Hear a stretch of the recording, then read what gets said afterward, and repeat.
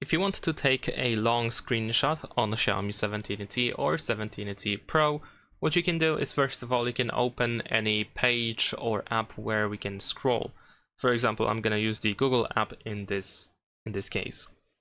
Then we need to take a screenshot by any method that you know. So for example, I'm going to use 3 fingers. I'm going to slide from the top to the bottom just like that. And then here we have the scroll option, so we're going to use it.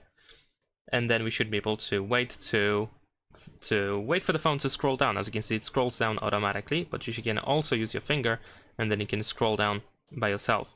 Unfortunately, it is quite slow because, as you can see, it requires us to wait before the next thing loads up, at least in this case. But once you are done, you should be able to tap on this done button and you should be able to take the scrolling screenshot. You can still make some small adjustments if you want to, but once you are done, you can tap on this check in the upper right corner, and that is pretty much it. You should be able to find your screenshot in the gallery.